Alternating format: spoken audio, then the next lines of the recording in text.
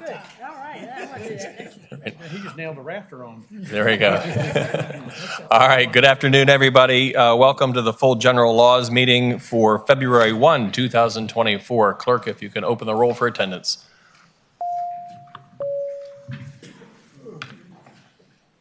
All right. Clerk, close the roll. We have a quorum. Our subcommittees have been working real hard, and so we are starting to go through a lot of bills at this point. Today we have two subcommittee reports. We have ABC Gaming, and then we also have procurement. And to start us off, Chairman Krizik, if you could give us your report from the ABC Gaming Subcommittee. Thank you, Mr. Chairman. First, before you, we have House Bill 298, charitable gaming use of proceeds. This bill was the subcommittee recommended incorporating into HB 523. All right. So move. Second. All right. It's properly moved and seconded. Anybody have any conversation, questions? That's a voice vote. All in favor say aye. Aye. All opposed say no. That bill is incorporated. Delegate Krizik. Thank you, Mr. Chairman. HB 523, which HB 298 was just incorporated into, is my bill regarding predetermined percentage of its receipts for expenses for charitable gaming.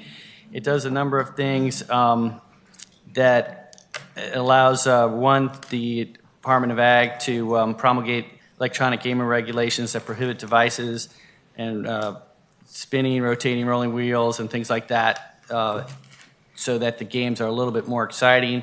And it also has dedicates a portion of the proceeds to the it allows a dedication of a portion of the proceeds for maintenance and other expenses on the property of the charitable gaming charity.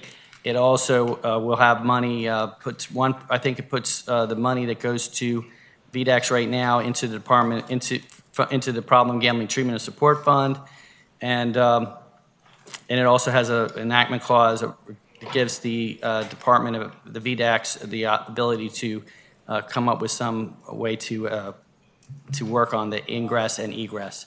All right. Chairman Krizik, if my understanding is correct, you have a substitute, correct? Yes, ma'am. Yes, sir. There's a substitute. Sorry. Yes, sir. So move. All right. The substitute's been properly moved and seconded. All those in favor say aye. Aye. All those opposed, the substitute is properly before us. Chairman Krizik. So that substitute is the last bit there that I just mentioned on the enactment clause. So the committee recommended reporting by vote of 7-1. I so move. Second. All right. It's been properly moved and seconded. Does any member of the committee have any questions, comments? Hearing none, clerk, open the roll.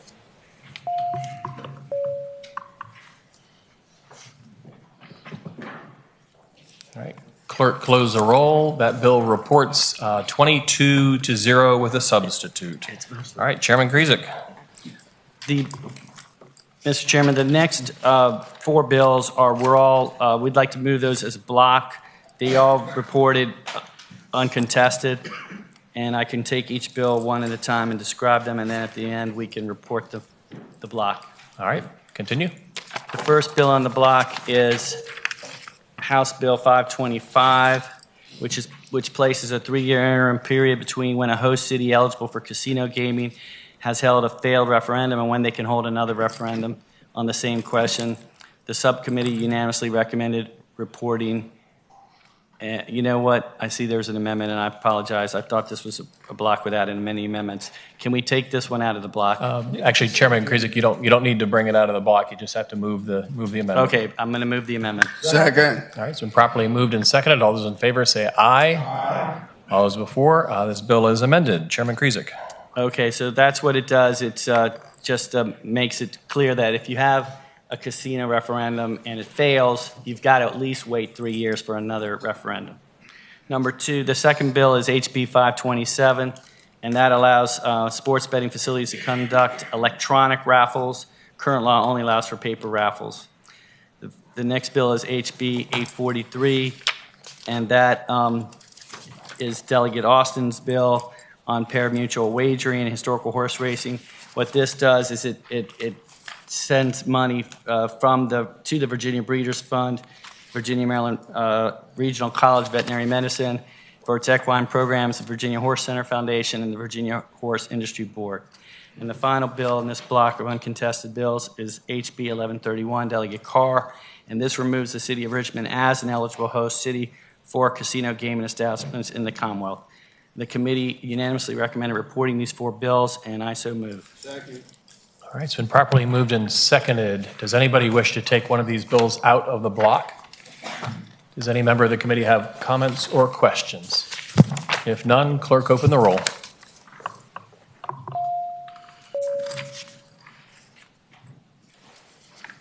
All right, clerk, close the roll. That block of bills reports out 22-0. Chairman Krizik. The final bill we have is HB 1016, and the subcommittee, this was on modifying the charitable gaming definition organization, but the subcommittee recommended striking this from the docket 8-0. All right. Second. Properly moved and seconded to strike HB 1016. Is there any comments or questions from the committee? If not, clerk, open the roll.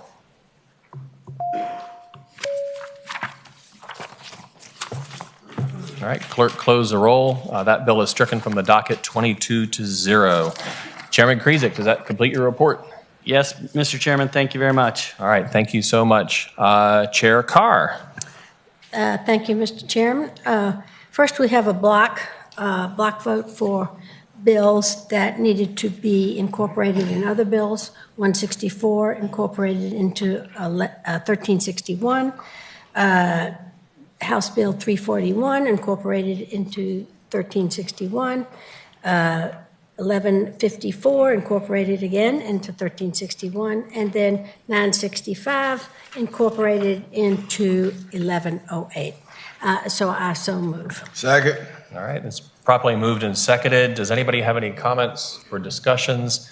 This is a voice vote. All those in favor say aye. Aye. All those opposed? Those bills are incorporated. Chairwoman Carr. Thank you, Mr. Chair. Now, there we have a couple of bills that were recommended and to report and refer to appropriations, and I will talk about those and then make the motion. First is HB 1108, which has to do with the Virginia Procurement Act, Construction Management and Design Bill. This was a result of a lot of work and consensus, and the subcommittee recommended reporting with a substitute 8-0.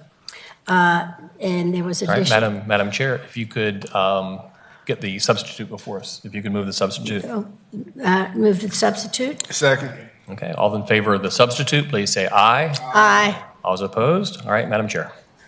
Then additionally, there was HB 1523, which had to do with state parks and exemption for procurement for them. And this, again, this bill had a substitute, and I moved the substitute. Second. Okay, it's been properly moved and seconded to accept the substitute. All those in favor say aye. Aye. All those opposed? Substitute is adopted. And Mr. Chair, both of these bills were recommended reporting and refer to the appropriations, and I so move. Second. All right, it's been properly moved and seconded. Does any member of the committee have any questions or wish to take any of the bills out of the block? Hearing none, clerk, open the roll.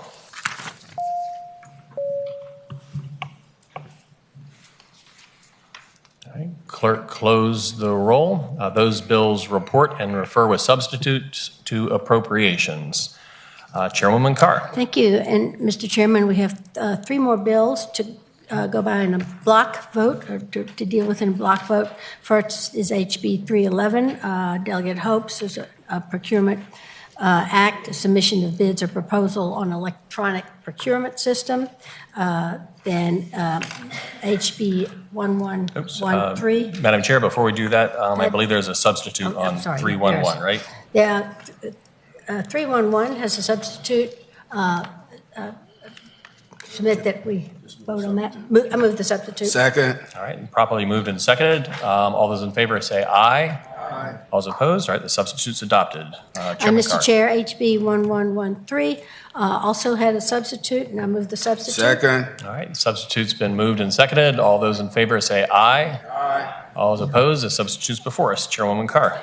And HB 1412, Mr. No substitute. I think we still need to describe the bills, don't we? All right, so these were all having to do with procurement, the 311 and 1113. The 311 Delegate Hope's bill had to do with the Virginia Public Procurement Act and submissions of bids or proposals on the Commonwealth's electronic procurement system. It mandates that all public bodies provide an option to submit bids or proposal for procurement contracts through the Commonwealth statewide electronic procurement system known as eVay, but also in addition, this is going to allow some people who don't use eVay to also have a local option having electronic system, but we're extending the time so that all the localities have an opportunity to get this in place. The 1113, this has to do with the Public Procurement Act, job order and contract and the limitations. It increases from $6 million to $15 million, the maximum threshold above which the sum of all jobs performed in 1 year job order contract term shall not exceed. And the bill also increased the maximum threshold amount for any individual job order from $500,000 to $1.5 million. Finally, the bill increases from 2 to 4 the number of additional 1 year terms for which job order contracts may be renewable, and the bill shall only apply to contracts entered into or on after the bill's effective date. HB 1412, the Virginia Freedom of Information Act, exemption for complainant personal contact information. This was a recommendation from that board. So the Virginia Freedom of Information Act amends, this particular bill amends an existing exemption from mandatory disclosure under the Virginia Freedom of Information Act for names, addresses, and phone numbers of complainants furnished in confidence with respect to an investigation of individuals' zoning enforcement complaints or complaints relating to the uniform statewide building code or the statewide fire prevention made to the local governing body to exempt personal contact information, such complainants as defined in the bill. So these three bills were recommended reporting, and I so move. Second. All right. We've got the three bills in a block. Does any member of the committee have any questions or comments? Does anybody wish to take a bill out of the block? Hearing none, clerk open the roll.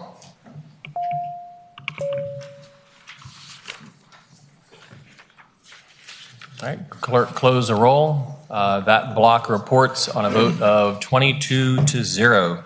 Chair Carr, does that complete your report? It does, Mr. Chairman. Thank you. All right, and Mr. Clerk, do we have any more business to come before us today? That completes it. All right, so before we adjourn, we do have two subcommittee meetings regularly scheduled after the full adjourns, and so that is housing and also professions and occupations. So we'll be rolling right into those.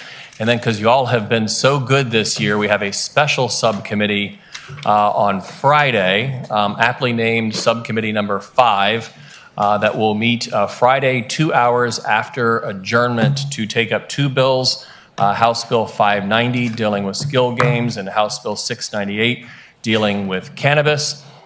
Just so that you know, we are going to maintain some flexibility. We have appropriations in courts and civil that are also meeting after adjournment, and so we think that we got enough time to start 2 hours after, but we will start when we have a quorum of members present for that special subcommittee.